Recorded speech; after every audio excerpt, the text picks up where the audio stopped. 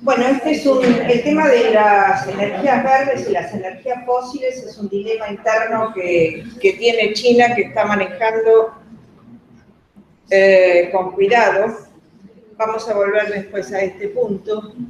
En septiembre de 2013, China era el primer importador mundial de petróleo. Yo me pregunto, ¿era un dudoso honor? ¿O qué tipo de sistema era el que hacía que China fuera justamente el primer importador mundial de petróleo? En 2017 es otra perspectiva. Ustedes vieron que los datos de China en 6 meses prácticamente son obsoletos, de manera que todo esto va cambiando. Hay un cambio fundamental que se produjo de 2013 hasta ahora en el enfoque que dio China sobre las energías verdes y renovables. Y aquí me interesa destacar un aspecto de política internacional. Acá vemos una de las tantas plataformas chinas, y vemos cuáles son los países los mayores productores del mundo en barriles por día, que esto es una fuente de la Agencia Internacional de Energía, Saudi Arabia, los Estados Unidos, Rusia, China, Canadá, etc. Y acá lo tengo desglosado por tipos de países, el porcentaje que cada uno produce por día y cuáles son los mayores consumidores de petróleo. China está en este momento, estos son datos a 2016, en un 12% de consumo de barriles por día. Es un consumo sumamente importante, dado que China todavía produce solamente un 5% de estos barriles por día que nosotros estamos viendo acá a nivel mundial. La proyección a 2030 es una proyección, no deja de ser una proyección, por eso yo me pregunto, ¿estará vigente este gráfico a 2030 dado el cambiante perspectivas y crecimientos de los chinos? No lo sabemos. Sí que su demanda de energía es cada vez mayor. Y acá me interesa también relacionarlo con Barack Obama y Donald Trump. ¿Por qué los puse justamente acá? Porque Obama tenía una visión de los temas de energía y de la inserción de Estados Unidos en la carrera de energías renovables muy clara.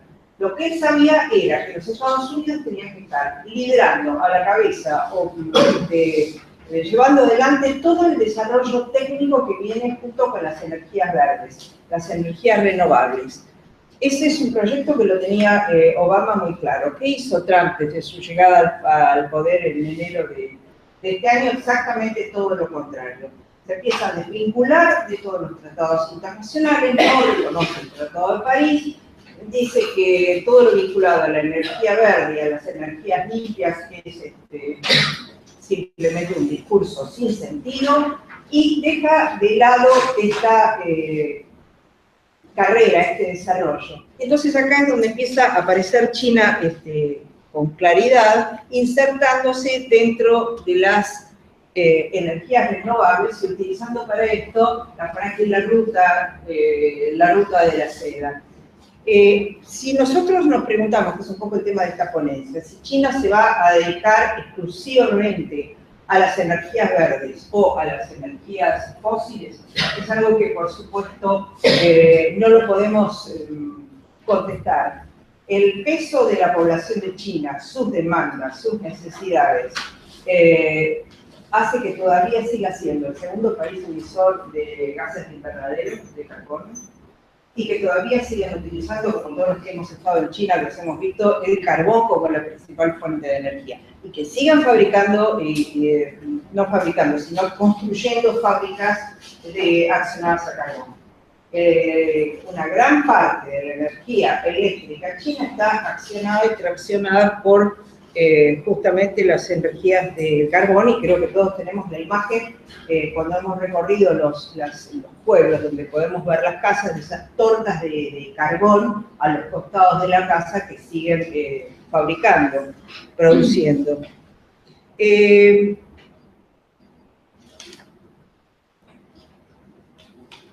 Desde 2007 hasta 2016, o sea, prácticamente en 10 años, 2017, China ha aumentado un 14% su inversión en energías renovables. Esto es francamente notable, porque los números en China no son números pequeños, sino que hablamos realmente de billones. Y para el 2025 se calcula que un tercio de toda la generación de energía de China va a provenir de energía solar, del viento y de energía hidroeléctrica también. La inversión de China en este aspecto de la globalización está muy vinculada al tema de la franja y la ruta, la nueva ruta de la seda del siglo XXI, a lo que coincido con Francesca del Tianxia. Justamente el Tianxia es una visión de la gran China que acaba de ser reforzada en las reuniones del Partido Comunista Chino, que acaba de terminar el Congreso en estos días. Y es interesante mencionar los 4 pasos en la evolución de la apertura y del desarrollo de China. En 1979 a 1999, bajo la égida de Deng Xiaoping, tenemos justamente el principio de las grandes reformas a alta velocidad. Estoy sintetizando mucho por los tiempos. Tenemos una segunda etapa, que es la integración económica de China y del mundo, donde el hito es 2001 con la integración en la Organización Mundial de Comercio, la OMC. Eso es realmente muy importante porque ahí comienzan las grandes inversiones en China. Una tercera etapa, que es de la resistencia con éxito a la crisis de 2000, a la crisis económica mundial de 2008. China la supera y en muchos casos sirvió de sostén para varios países en Europa y en América para que esta crisis no se profundizara. Entonces habla de China como fábrica del mundo, y esta cuarta etapa donde China expande su modelo económico al mundo en un vasto programa de infraestructura, que acá lo podemos ver no sé si se distingue en color ocre lo que es la primitiva ruta de la seda y después de qué manera se ha ido ramificando, incluyendo a otros continentes, otros países, incluyendo al África, a las costas de África. Y me interesa destacar este tema del TANAP, que es el Trans-Anatolian Pipeline, el oleoducto, que cubre desde Azerbaiyán, Turquía, Grecia e Italia, que fue prácticamente, por eso yo le preguntaba hoy a Francesca cómo están recibiendo esto, porque sé que hay mucha desconfianza, sobre todo en Europa, con relación a esta presencia de China, y me parece que queda algo latente de aquel pensamiento filosófico del siglo XIX que hablaba del peligro amarillo, aunque en realidad no estaba referido a China, sino más bien a Japón. Este es un proyecto que se llamó Nabucco, que estaba desde el año 2004. Este proyecto quedó diluido, no se concretó, pero ahora en febrero firmaron una serie de compromisos de distintas partes, porque la idea de China justamente es hacer una integración de la Eurasia, de los países de Eurasia, que son mucho más reducidos en su capacidad económica, más limitados, con Europa y con China, y de alguna manera levantar toda esa zona económicamente. La franja y la ruta forman un nuevo conglomerado de 66 países que van desde España hasta Indonesia. Ustedes saben que ahora con el tren se puede hacer el tramo desde China a Madrid en 21 días. Los costos son mucho menores que los costos marítimos, por eso ahí la importancia también de este intercambio. Y este proyecto TANAP se supone que centraliza todo lo que ustedes ven que no participa el continente, es decir, no participa el país, China como país, sino que hay una inversión de China muy importante en todo lo que es infraestructura. Acá hay varias empresas de todo el mundo, pero especialmente China, que están interviniendo en este proyecto de la franja y la ruta, y estos son más o menos los proyectos también que hay de puentes transeurasiáticos a través del ferrocarril, con distintas alternativas. Ya está el tren que llega hasta Hamburgo, en Alemania, y se prevé desarrollar con amplitud por nuevas redes ferrocarriles que todavía están en proyecto. China ha tomado una serie de medidas. Al principio, durante los dos primeros pasos de los que mencioné, desde la época de Deng Xiaoping hasta el 2005 aproximadamente, el objetivo era crecer, crecer, crecer, no importan las consecuencias. Entonces, toda esa creación de fábricas y todo ese uso de energías fósiles contaminantes hace que China todavía siga siendo el primer país productor de dióxido de azufre y demás. Y los que hemos también visitado China, esta imagen la hemos visto familiarmente. Yo recuerdo que haber estado en la ciudad de Tianjin y tener que estar permanentemente con la botellita de agua por la tos que me ocasionaba. Hay una ley nueva de diciembre de 2006 que fija el pago de 1,2 yuanes por cada unidad de emisiones contaminantes. Hay una importante también control dentro de las fábricas. Están limitando cada vez más el uso de las energías de carbón hasta donde pueden, con sus propias limitaciones. Pero paralelamente a seguir utilizando el carbón y energías fósiles, China sobrepasa a la Unión Europea en energías limpias. Aquí lo vemos a la izquierda, la inversión que ha hecho China, que ha sobrepasado, lo ven en rojo, a las energías aplicadas limpias, aplicadas por la Unión Europea. En 2015, China gastó o invirtió 2,5 más en energías limpias que la Unión Europea. Esta es la inversión también eólica por países. China lo vemos que está muy lejos de los Estados Unidos, ha avanzado muchísimo y le siguen todo el resto de los otros países. No es solamente, lo que me interesa destacar es que las energías verdes, medioambientales, no está buscando China solamente desarrollarlas por la antipolución como única razón, sino porque atraen consigo un desarrollo en la parte técnica, la creación de nuevas fábricas y millones. Los datos son contrastantes, así que preferiría no hacer una mención de cuántos millones de empleos, pero son millones de nuevos empleos aplicados a las energías verdes.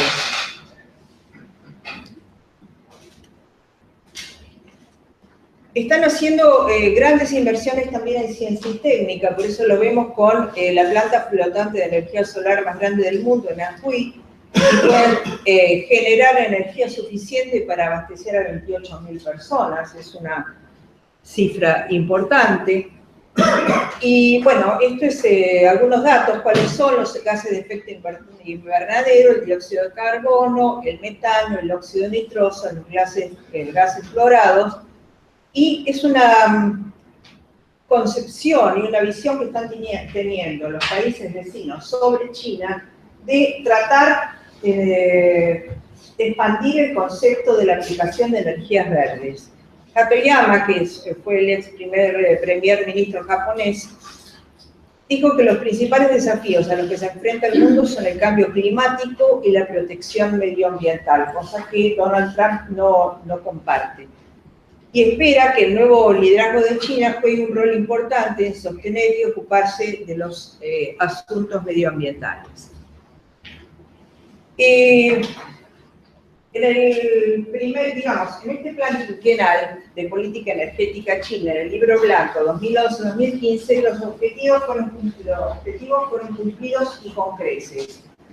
El Consejo de Estado define los usos y objetivos, los fines de la energía, se analizan los objetivos de la industria, los desafíos, ven la visión científica del desarrollo. Lo que ellos buscaban es llegar a 2015, y estamos en 2017, ni falta que lo recuerde, con no menos del 30% de su energía eléctrica provenientes de combustibles no fósiles, hidroeléctrica, eólica, solar, nuclear.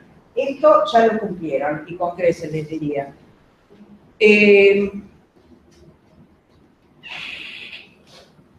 Otro gráfico que me parece muy claro sobre cómo está avanzando China y en su inversión de 1.9 billones en la carrera para las energías,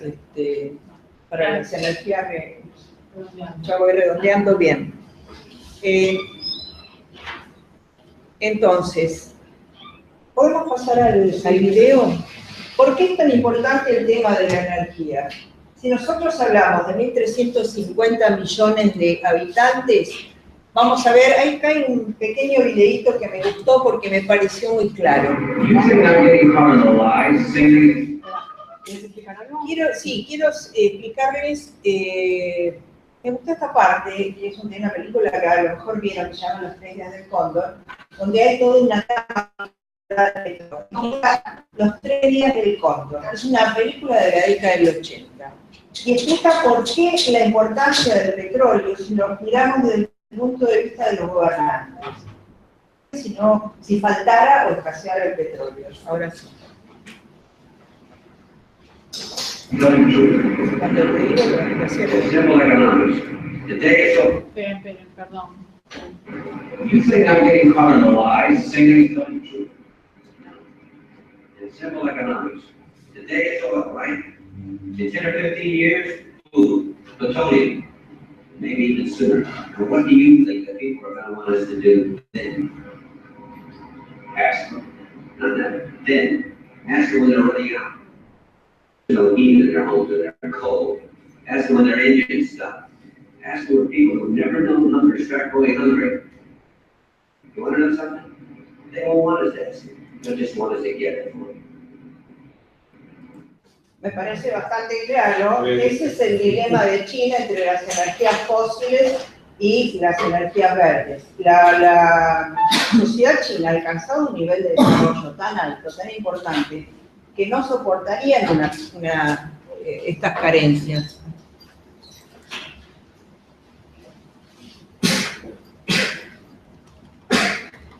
Entonces, por eso me pareció muy gráfico mostrarles esto y estábamos ya en las conclusiones. Acá hay otra granja solar de 100 hectáreas, paneles flotantes para darnos una idea de la dimensión de la inversión que está haciendo China.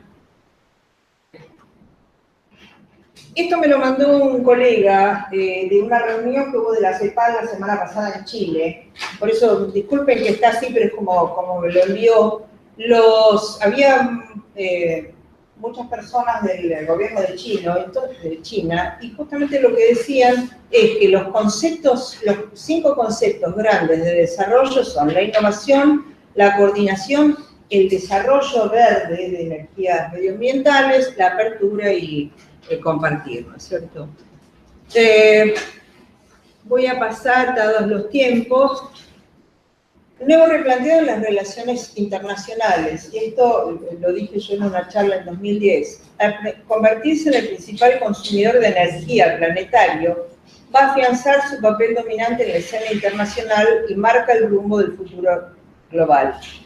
Ellos saben que cuanto mayor dependencia tengan con el petróleo, pueden tener más razones de fricción con Estados Unidos, algo que China quiere evitar, porque no es su objetivo.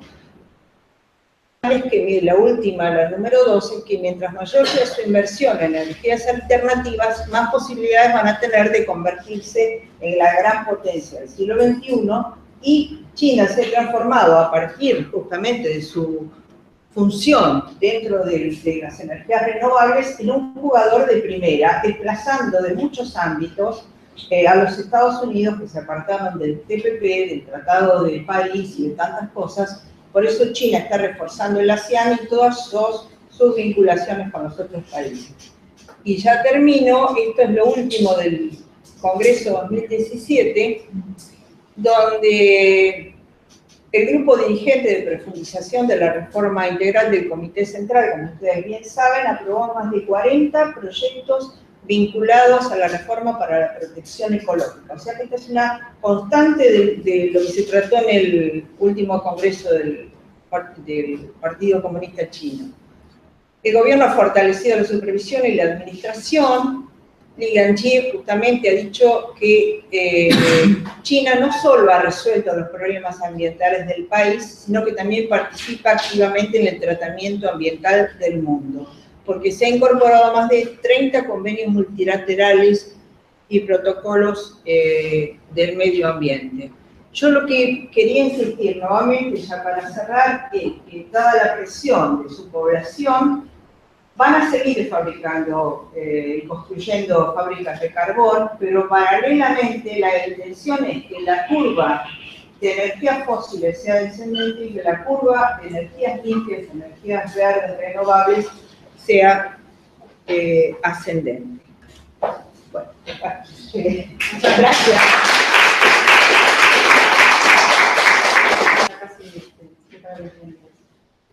María Noel Tussor y Agustina Marchetti, ¿están? Sí. Adelante. Las chicas, María Noel, ¿quién es? ¿Tú? Son. ¿Sos vos? Bueno, María Noel es licenciada en Relaciones Internacionales y doctoranda de la Universidad Nacional de Rosario. Y Agustina Marchetti también en la Universidad de Rosario y también licenciada, también doctoranda del doctorado en Relaciones Internacionales. Ellas van a presentarnos la cooperación de China con los países de África subsahariana en materia de infraestructura en el periodo 2000-2015. Y van a trabajar un caso puntual, que es el proyecto de Nairobi, Mombasa, en Kenia. Bueno, algunos datos iniciales, voy a ser muy breve en toda esta primera parte, para que después, si llega a haber alguna duda, podamos evocarla en el momento de las preguntas y respuestas. Solamente dar a conocer que la cooperación al desarrollo de China en África no es nueva, sino que comenzó en su era contemporánea a partir de 1950, luego de la revolución comunista en este país. Los primeros países beneficiados fueron justamente Corea, Vietnam, es decir, aquellos que conformaban su propia órbita en un momento de orden bipolar rígido, y también dar a conocer que la concepción que forjó China de cooperación al desarrollo estuvo muy vinculada y intrínsecamente vinculada a la relación que mantuvo con los países del tercer mundo, principalmente con los países africanos. En este sentido es importante destacar un proyecto que lo traemos a colación porque, bueno, hay algunos paralelismos, se puede trazar algunos paralelismos, en un proyecto también de una construcción de vía férrea conocido como TANSAM o TASARA, que se realizó en fines de los 70 y fines de los 60 y principios de los 70 en África, en Tanzania y Zambia.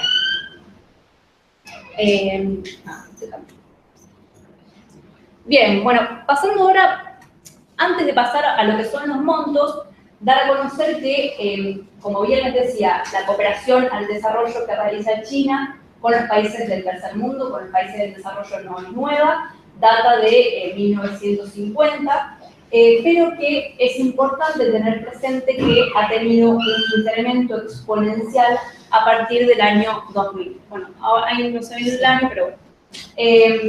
Conjuntamente con lo que ya se viene desarrollando y dando a conocer en esta jornada del crecimiento que han tenido los países BRICS a partir del año 2000, bueno, junto a estas cuestiones se los han denominado nuevos donantes emergentes, y tanto China como Brasil como India, que entran dentro de esta categoría, rechazan justamente esa categoría por el hecho de que ellos son países que vienen realizando acciones de cooperación al desarrollo contundentes desde mucho antes. En el caso de China, como bien decimos, desde 1950. Bueno, este es un cuadro que pertenece a la JICA, que es la Agencia de Cooperación Japonesa. Japón pertenece al Comité de Ayuda Oficial de Desarrollo, que conforman los países que se encuentran dentro de la OCDE, es decir, los países desarrollados.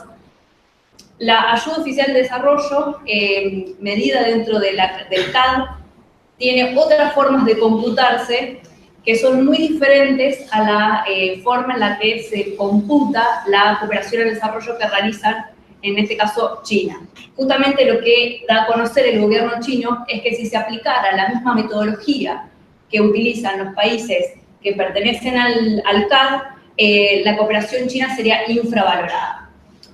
No pudimos conseguir un cuadro justamente de los montos de cooperación china, pero este es un cuadro de la JICA y se puede ver de todas maneras la espiral ascendente que ha tenido desde 2000 hasta 2013. Bueno, ahora vamos a ver otros cuadros que así lo demuestran.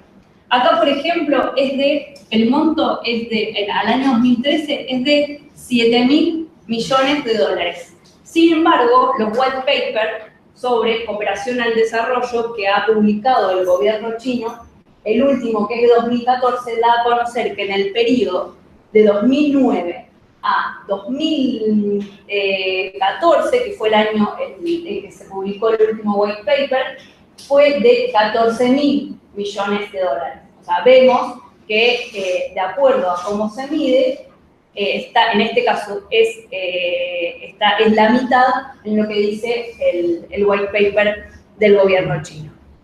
Bueno, yo estoy llegando a los 5 minutos y me quiero morir. Bueno, los países, este es un cuadro en donde refleja que los países del 2000, en el periodo 2000-2014, que es el periodo que nosotros hemos elegido para analizar la cooperación al desarrollo, los países africanos han sido los que han recibido la mayor cantidad de ayuda o de cooperación al desarrollo por parte de China. En este caso, aquí se muestra cuáles son los sectores a los que la cooperación al desarrollo de China los sectores privilegiados.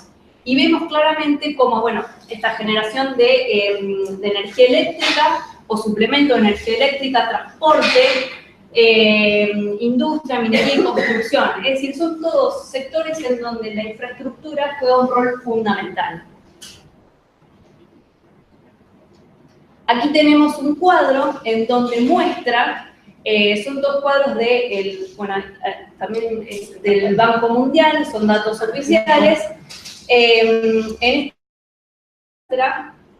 específico de lo que es la infraestructura, de los proyectos de infraestructura que se financia a través de los montos de cooperación al desarrollo, que los sectores específicos más beneficiados han sido el transporte, que es lo que está en color naranja, y el sector de la energía, que es lo que está en...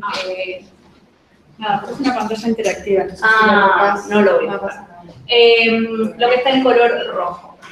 Y aquí se puede ver cuáles son efectivamente las regiones que fueron mayormente beneficiadas por la cooperación en el desarrollo de China, que en términos generales es la zona del este de África, que está en amarillo, y fundamentalmente el este de África. Y bueno, el sudeste, o sea, todo lo que sea la parte del cuerno exacto, en el último periodo, en 2015. Bueno, y por último, mostrarles que en términos generales, cómo África, el financiamiento que recibe, la cooperación al desarrollo que recibe África de China, en cuanto a infraestructura, es importantísimo, es esta flecha en verde, en comparación con, por ejemplo, otro tipo de países como Estados Unidos, Canadá y todos aquellos países que en este cuadro lo que dan a conocer conforman el Consorcio de Infraestructura para África.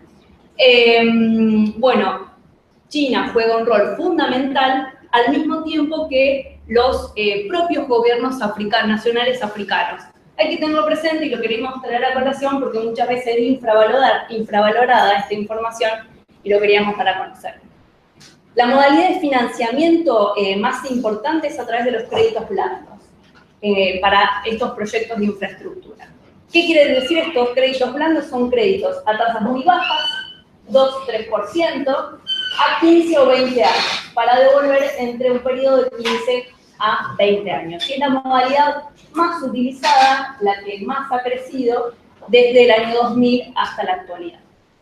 Todo suyo. Bueno, con respecto al proyecto en concreto que nosotros elegimos para presentar,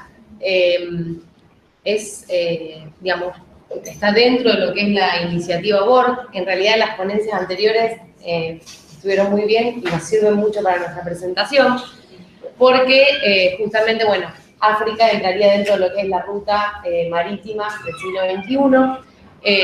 Como mencionó Noel, en base a los gráficos anteriores que presentó, digamos, el sector del transporte y de la energía, digamos, serían los sectores más destacados y en los que mayores inversiones se han hecho. Y, digamos, el caso que nosotros tomamos es el caso de, es parte de un plan maestro ferroviario que se hace dentro de lo que es África del Este, y nos pareció relevante porque detectamos que dentro de las áreas prioritarias estaba toda la cuestión de la conectividad que se mencionó desde el principio de la jornada. Entonces, la conectividad a través de las inversiones en infraestructura, digamos, es algo que justamente estaría representado en este proyecto que nosotros elegimos. El proyecto del tren, digamos, el tramo que nosotros utilizamos como caso es el tramo Nairobi-Mombasa, en Kenia, y que en realidad, digamos, sería un primer tramo de como les mencioné anteriormente, de un plan maestro ferroviario que tiene la expectativa de construir 3.600 kilómetros de trenes.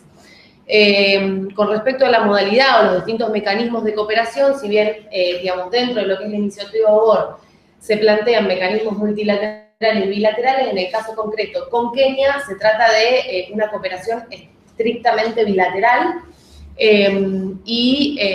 Con respecto al fondo, que bueno, ya no vamos a mencionar nada, ya que en las ponencias anteriores se habló del fondo de la ruta. Lo que es interesante es que uno digamos, si bien se constituye, digamos, este fondo como una sociedad de responsabilidad limitada con distintos accionistas, el Exim Bank es uno de los principales accionistas y justamente va a ser quien va a financiar el proyecto que nosotros elegimos, que es el de Nairobi-Mombasa. El proyecto en general, digamos, no sé si logran ver todo, pero este sería como el proyecto definitivo que, fíjense que conectaría Kenia, Tanzania, Uganda, República Democrática del Congo, Burundi y Ruanda, que es un proyecto muy ambicioso que, digamos, básicamente tiene una expectativa de construirse de acá a unos, creo que eran, no me acuerdo cuántos años, pero se comenzó a construir en el 2013 y a fecha de hoy solo se pudo construir el tramo de Mombasa a Nairobi porque hay un montón de cuestiones medioambientales que interrumpen, digamos, la construcción de este proyecto. Con respecto a el financiamiento, como mencioné anteriormente, se hace a través del Exim Bank de China, que va a financiar el 90% del proyecto, mientras que el 10% restante va a ser con aportes del gobierno de Kenia.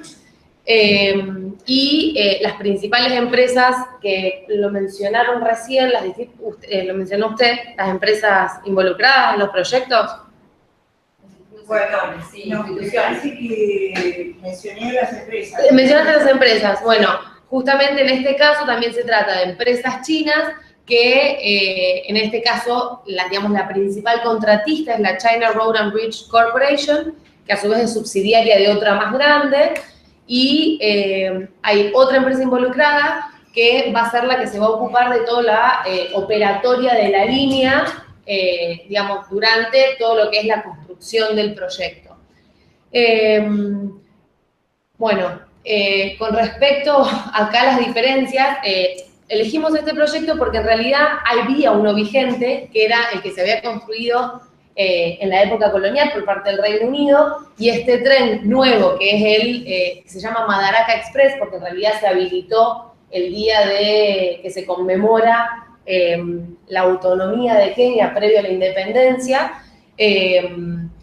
Como lo inauguraron ese día, es conocido en Kenia como el Madaraka Express, y en realidad, fijémonos que no solamente implica la construcción, digamos, en realidad no es una construcción, la instalación de lo que es la ferrovía y los vagones y los trenes, sino también la modernización y la construcción de todo lo que es las distintas terminales y distintas infraestructuras asociadas al transporte.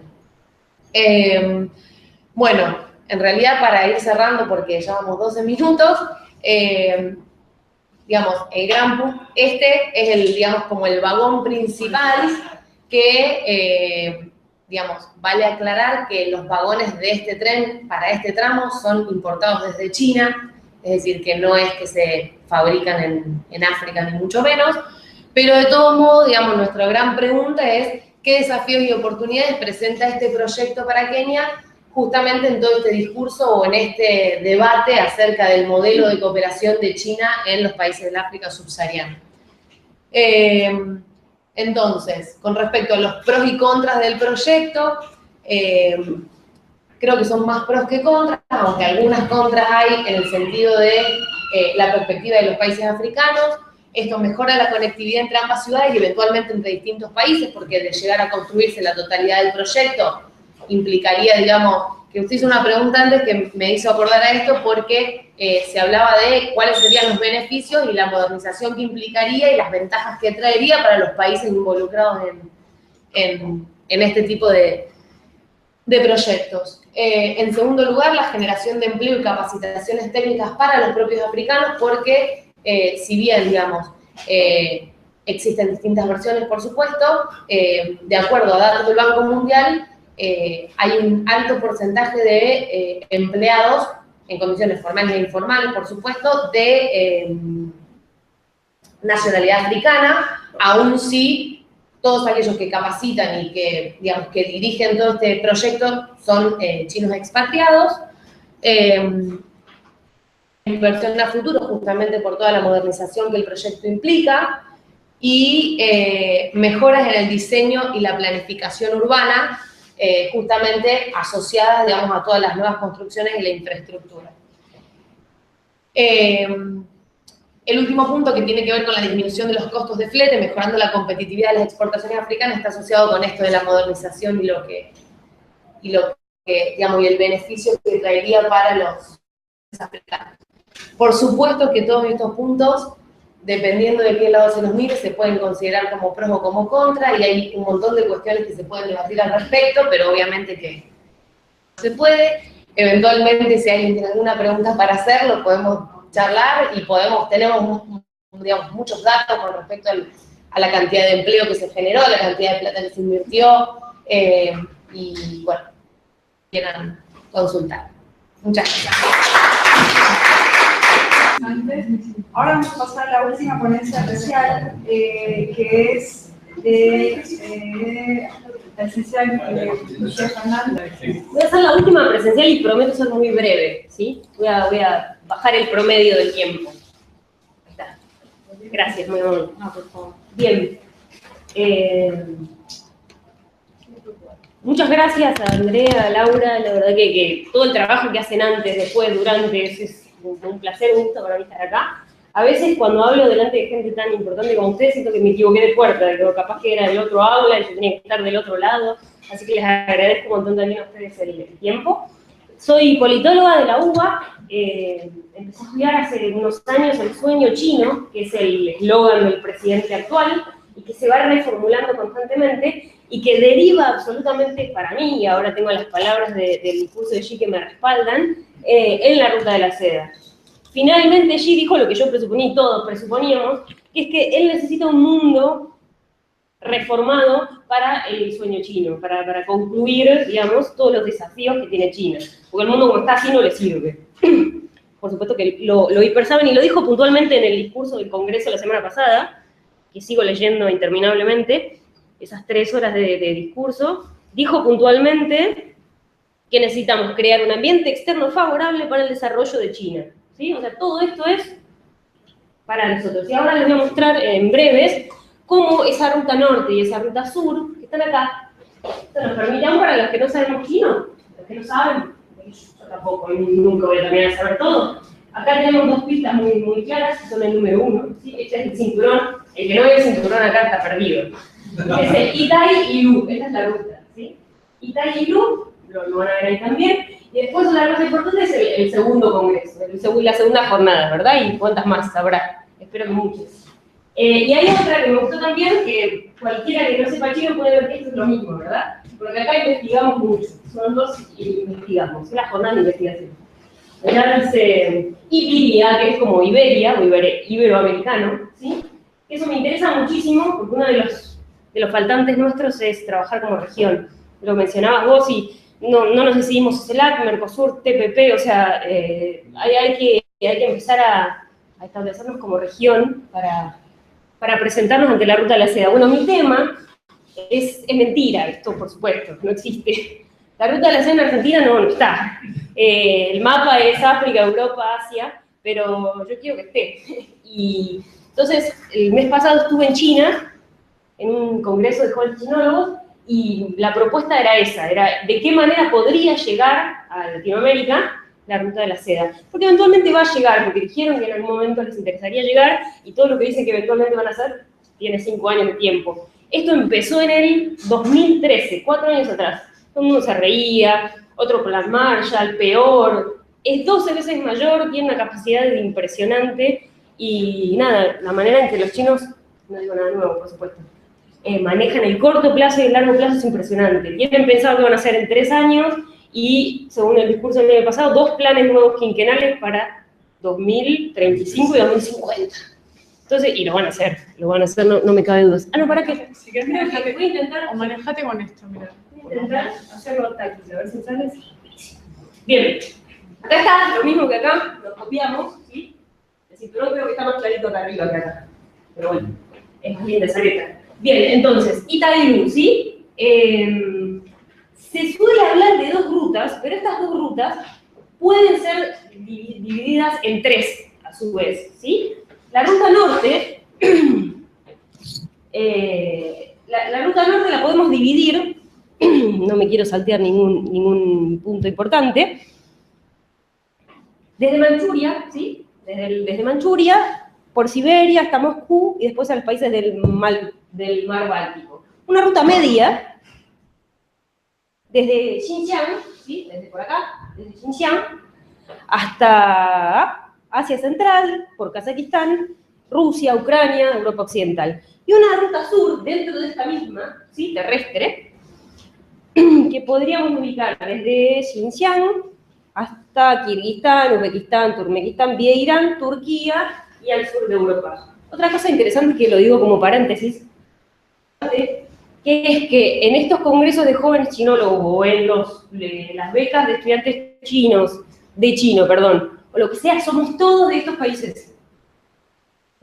Pero por ahí sí. Pero había 10 estudiantes de Kenia, 10 de Serbia, 10 de Turquía, Ankara, exactamente de los lugares precisos donde ellos quieren, Puerto, o sea, no es absolutamente casual, ¿no? La estrategia la tienen pensada en todos los vértices, me parece. Bien. Entonces, ¿sí? Un poquito más al norte, más al medio y más al sur. Y después la ruta marítima, que si bien es una, hasta que llega aquí, acá es posible también de ser dividida en 3 partes, ¿sí? Entonces, podemos decir que acá hay, en el sur,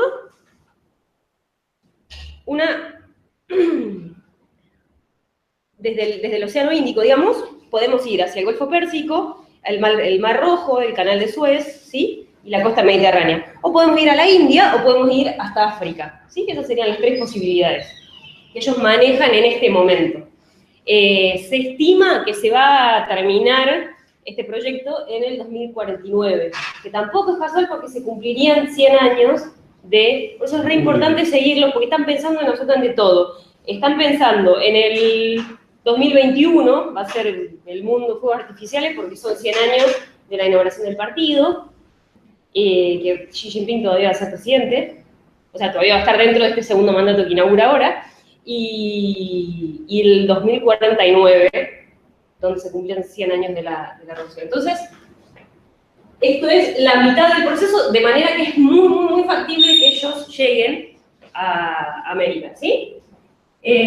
Bueno, algunas cosas por ahí puedo decir de lo que dijeron Francesca y Paulino, pero lo voy a decir en castellano, claro, porque es tan internacional. Pero bueno, 65 países, más de la mitad de la población, 75 reservas de las que se conocen en el mundo, 75% de las reservas del mundo. Son números completamente desproporcionados para nuestra cabeza, ¿sí? Bien, ¿qué posibilidades hay? Este es el mapa, ¿sí? Este es el mapa de ahora, ya lo vimos varias veces, lo nombraron ustedes también. No existimos todavía en este mapa, ¿sí? Entonces, a ver si tengo uno más, ¿o yo? Este mapa me gusta mucho porque es como ellos lo ven. Nosotros no estamos acostumbrados a ver el mundo de esta manera y nos ubicamos bastante más a mano, ¿sí? Y no estamos tan a mano en su cabeza. En su cabeza estamos, gran problema, después muy lejos y muy costosamente diferentes respecto de Australia y Nueva Zelanda, por ejemplo, que son enteramente competitivos en cuanto a lo que producimos en este momento, exportamos y importamos. Estamos allá para ellos, ¿sí? Este mapa por eso me interesa más, porque de la manera que ven el mundo, en el que trazan la ruta y demás, sí o sí van a tener que llegar por el Pacífico. Eso lo tienen absolutamente claro. No se les ocurre a nadie, pregunté yo a los profesores cómo llegarían, los hice de hacer dibujos, mapas, capaz que los líderes ya lo saben, por supuesto, ¿no? Yo preguntaba a académicos, profesores o estudiosos de la ruta. Entonces no se les ocurre de ninguna manera lo que a nosotros sí se nos ocurre, que es los puertos de Brasil, Buenos Aires, etcétera, etcétera, ¿no?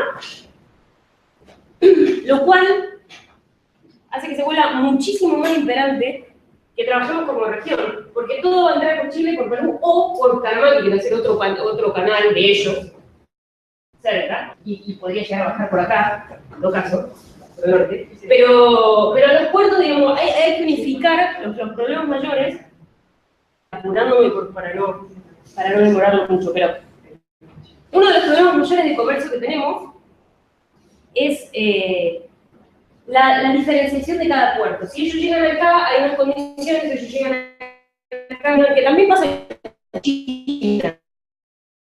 Es de los montones de políticas o de vías de comercio, sería mucho más interesante. Otra cosa súper interesante es trabajar con Australia y Nueva Zelanda, como proponen algunos acuerdos ya de Asia-Pacífico, ¿verdad? Paulino mencionaba la CELAC, por negociar desde la CELAC y no desde, no sé qué pasará con Mercosur en este momento, romper eso que decías vos, ¿no? Eso de los del Pacífico y los del Atlántico, ya en este momento de liderazgo posiblemente ya no haya posibilidad de seguir planteando eso, ¿no? Del Atlántico y el Pacífico. Pero bueno, no lo sabemos. Entonces, quería que viéramos este mapa y plantear qué dificultades o qué potencial tiene, cuáles son los problemas o de qué nos tendríamos que ocupar cuando llegue o si llegara a Latinoamérica, pero especialmente a Argentina, la ruta, ¿no? Lo que dicen muchos especialistas de comercio, yo fui recaudando un poco de chinos y de acá, es ignorar que es un problema muy relativo al idioma, ¿sí? Tenemos que estudiar, los académicos tenemos que estudiar chino, porque si no nos atrasamos con la fuente, hablamos viejo, no sabemos qué hay, no entendemos qué nos venden, qué nos compran, las condiciones, se le echa siempre la culpa a la traducción y es algo bastante más anecdótico que lo que en realidad ocurre. No, pero el problema es el contrato, y nunca es el contrato, el problema es la excusa de la traducción porque uno no sabe y otro no sabe, o negocian en inglés, etcétera, etcétera.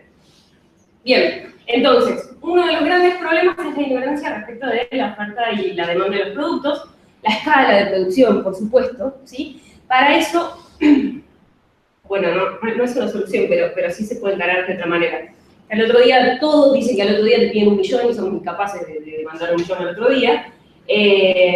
Una de las opciones que muchos dicen es empezar a instalarlos en China. Los problemas de distribución dentro de China, si no lo mandamos cerca de la costa, están complicados, porque si queremos comerciar con provincias, por ejemplo, que hay muchas provincias hermanas, si queremos comerciar provincia y provincia, se vuelve muy complicado, ¿no? Hacia el interior de las regiones. El acceso difícil a la información, por supuesto, y problemas aduaneros, documentación, etcétera, etcétera. Que insisto, si trabajáramos mucho más sólidamente como región, sería por ahí más factible encarar este tipo de problemas, ¿no? Si nos multiplicáramos como región. bueno, muchos dicen que según el puerto, los precios, las facturas, etcétera, etcétera. Y después, un tema que hay que siempre reclamarles a los chinos y decirles es la carencia fuerte de información sobre sus empresas, sobre qué hay, sobre no sabemos casi nada y no nos dicen, y etcétera, etcétera.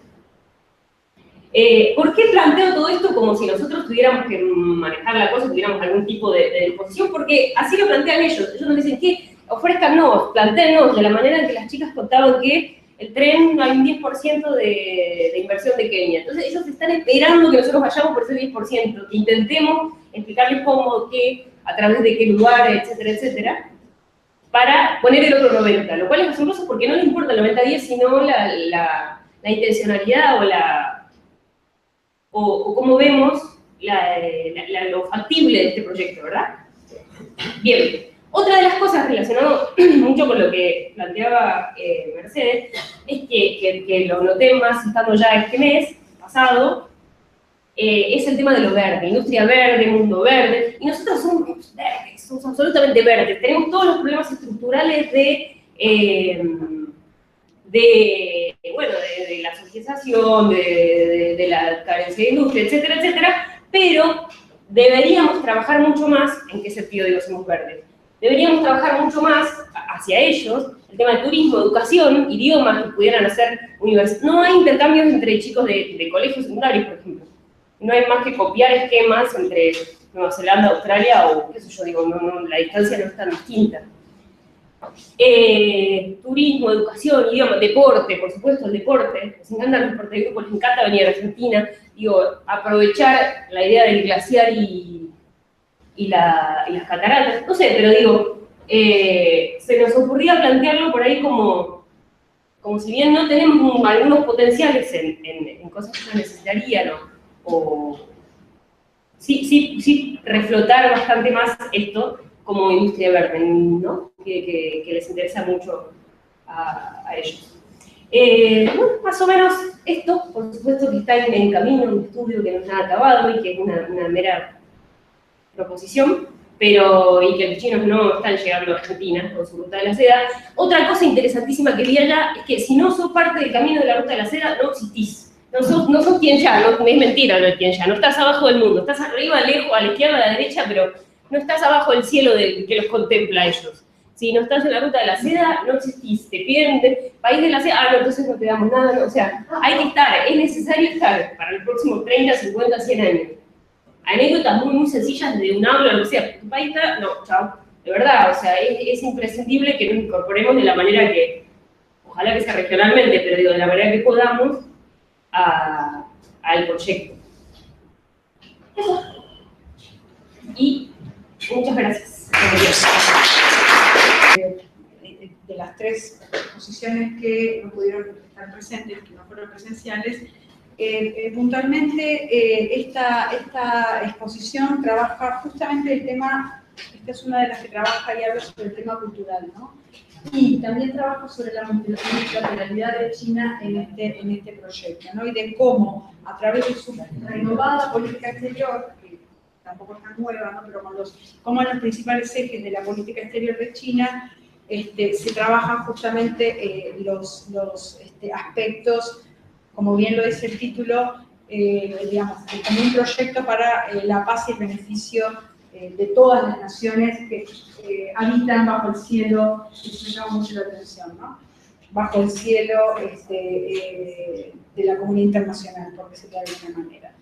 Entonces, esta autora Chanel Da Costa, hace una primera presentación de los antecedentes de la ruta y justamente trabaja también la ampliación, sobre la ampliación de este gran proyecto, ¿no? Y también habla justamente de la dimensión fundamentalmente cultural de este proyecto. Voy a pasar rápidamente a la otra porque si no, no quiero dejar, aunque sea de mínimamente hablar o presentar la otra exposición. No, esta es la... Indira.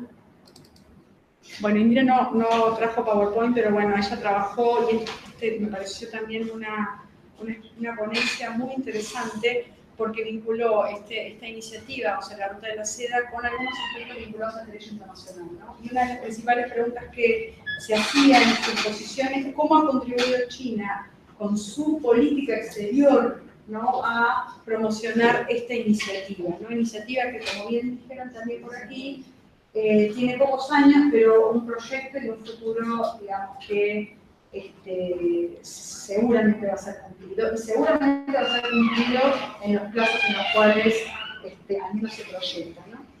Entonces, algunos conceptos que me llamaron mucho la atención muy positivamente de esta exposición o de esta presentación, y que tenía que ver con, los voy a mencionar, ¿no?, pero como que forman parte también de los ejes de la política exterior de China, ¿no? Que también lo han mencionado mucho en esta mesa a la tarde, seguramente a la mañana, Paulina y Francesca también hablaron de estos ejes, que tiene que ver con, los voy a mencionar, la disciplina social, la participación comunitaria, las relaciones personales en las cuales se hace hincapié, los ejes de la política exterior de China, en el carácter prioritario de la educación, del que hablabas tú, del liderazgo gubernamental. Esto, digamos, me pareció un eje también fundamental. Los invito claramente a que lean la exposición, ¿no? Yo hago simplemente un destaque de algunas cuestiones, ¿no? Y una propensión a evitar conflictos legales. Esto también tiene que estar muy vinculado a la otra exposición, o a la otra presentación anterior. Y por último, una de las autoras que tampoco pudo venir a último momento, que es Ayelen Leda, que trabaja en la Universidad de Rosario, en la sede del Confucio de la ONLP de Rosario, y ella trabajó casualmente un tema que también se tocó en las presentaciones de la tarde, que tenía que ver con la nueva ruta de la seda y su proyección en América Latina, el caso ABC de Argentina, Chile y Brasil, ¿no? Ella habla, o sea, también menciona mucho el aspecto multidimensional de la política exterior de China y cómo a través de estos ejes de la política exterior de China también tiene su gran idea de llegar a América Latina. Coincido con lo que decía ella, o sea, de alguna manera América Latina tiene que estar presente en este gran proyecto, ¿no? Y lo que, ya no es más más eso, lo que planteaba la licenciada Argentina, digamos, es necesario que América Latina, digamos, de alguna manera ponga énfasis o acuerde, tenga al menos algunos mínimos comunes, ¿no?, para tratar de negociar, si se quiere, no sé si es la mejor palabra, pero para tratar de incorporarse, de negociar algún aspecto o un involucramiento un poco más comprometido en esta ruta de la seda, ¿no? Ella parte de la idea de que, si bien va a ser difícil que todo lo que es América Latina podamos tener un acuerdo, ¿no?, en cómo acercarnos y cómo participar en esta iniciativa, ella parte de la base de que estos tres países, Argentina, Brasil y Chile, puedan tener algún acercamiento. Ya, digamos, históricamente los tres países, para los que conocen la integración regional, ya hace más de 100 años que, digamos, partieron en esta iniciativa del famoso ABC de 1900, de los años 1900. Entonces, ella parte de esta base, ¿no?, de reforzar al menos este proceso de integración que ya tiene más de un siglo, ¿no?, de existencia, y que a partir de esta idea o de esta iniciativa se pueda incorporar, se pueda al menos pensar en algún germen común en América Latina para, de alguna manera, incorporarnos a este megaproyecto. Para ustedes. A mí me gustaría, voy a hacer abuso de mi carácter de moderadora, y voy a hacer una pregunta. Parece, digamos, muy latente, muy en la cabeza, que tiene que ver con el proyecto de las chicas de África, ¿no? Y lo que me interesó mucho, porque además me interesa para otros proyectos también, para saber cómo es la dinámica de China, ¿no? Y me gustaría saber si se han conocido, si se conocen informes ambientales de China o de África, ¿no? Digamos, una instancia previa a comenzar el proyecto, ¿no? Digamos, si se hacen estudios ambientales, si se hicieron, si hay una modalidad de China de hacerlos. Si alguien quiere hacer una pregunta ahora, o si no, pasamos al corte. Ha sido una tarde bastante larga, ¿no? Así que le aconsejo, como ustedes digan, ¿qué prefieren? Unas dos palabritas con respecto a América Latina. ¿Cómo no? Dos palabritas. Yo pienso, y es mi opinión también y esperanza, igual que Lucía, que las condiciones están dadas para que indirectamente, digamos, los nexos comerciales que hay hoy día, las rutas de comercio establecidas ya serían totalmente patentables, digámoslo así, como ruta de la seda. Y por otro lado, cuando hablaba yo de las relaciones diplomáticas, esperamos que Paraguay se incorpore también pronto para que quede toda América Latina, y en esas condiciones el acercamiento diplomático facilita cualquier camino, y de hecho desde China misma hay mucho interés. Vinieron a presentar la ruta de la seda acá recientemente en el Cali y están abriendo las puertas, ¿no? Bueno, Bueno, respecto a tu primera pregunta, no encontramos un informe de los detalles previos a la aplicación de este proyecto, porque no hay informes por el momento que nosotros al menos hayamos encontrado ante la viabilidad o cuál va a ser el impacto efectivo en el ambiente ante tal proyecto. De todos modos, lo que es llamativo es que efectivamente, por ejemplo, el segundo tramo está detenido. claro.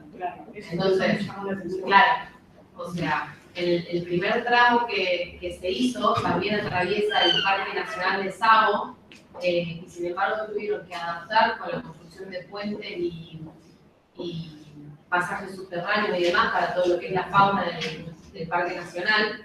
Pero lo que llama la atención es que efectivamente, digamos, a pesar de la voluntad de China de seguir adelante con el proyecto, está detenido. Y con respecto a los contras, bueno, creo que uno de los principales puntos a tener en cuenta tiene que ver con el endeudamiento del país africano. Porque así bien como dijimos que el 10% lo financia Kenia y el 90% lo financia China, ese 90% que financia China es una deuda que contrae el país africano y que esa deuda asciende a más del 50% de su Producto Interno. Y que encima, de acuerdo a los distintos, digamos, a los distintos documentos que encontramos, esa deuda se va a pagar a través del aumento de los impuestos a la sociedad. Entonces, por un lado, el tema del endeudamiento me parece que es una de las principales contras. Por otro lado, si bien mencionamos el tema de la generación de empleo, que se distingue de otros casos y de otros proyectos, en donde quizá que el funcionamiento es justamente que no se genera tanto empleo para la población local, si bien en este caso sí se genera empleo, la cuestión de la informalidad medida, porque de acuerdo a algunos testimonios que encontramos de trabajadores kenianos de este proyecto en concreto, están, digamos, por una jornada de 12 horas laborales de tareas que claramente no son las más, digamos, simpáticas, por decirlo de alguna manera, cobran 400 chelines por día, que sería más o menos, de acuerdo a una conversión que encontramos con el dólar norteamericano, serían unos $3.80 por día. De todos los testimonios que pudimos recopilar, también nos llamó la atención de que hay gente que está muy agradecida porque es la única manera que tienen de poder trabajar y de poder subsistir y de poder alimentar una familia con 3 criaturas. Entonces, creo que la precariedad laboral es otro de los puntos en contra. Pero siempre creo que todo gira en torno al mismo eje, que tiene que ver con que no deja de ser una oportunidad que de otra manera los países africanos no tendrían, porque a diferencia de la cooperación de los socios tradicionales, hay otra percepción por parte de los países africanos acerca de la presencia china. Y además China no impone condiciones, a diferencia de la cooperación, la ayuda oficial al desarrollo, que sí, a través de todos los proyectos aplicados, sí imponen condiciones. Ni cuestionamientos. De hecho, todos los países africanos subsaharianos tienen situaciones internas muy complejas. Hay algunos que están, digamos, en un camino de democratización, pero que es una democracia totalmente distinta a la que concebimos nosotros en términos de democracia occidental. Y China realmente no cuestiona eso, no cuestiona la violación de los derechos humanos, no cuestiona la corrupción, no cuestiona nada porque no se intromete en los asuntos internos, porque no le... Porque forma parte de los 5 principios de coexistencia pacífica planteados en 1955 y que en 1956 se retoman algunos de ellos en los 8 principios de la cooperación técnica de China y que viene aplicando hasta el día de hoy a rajatabla. Forman parte de su política exterior. Bueno, me están pidiendo el café, así que un aplauso y...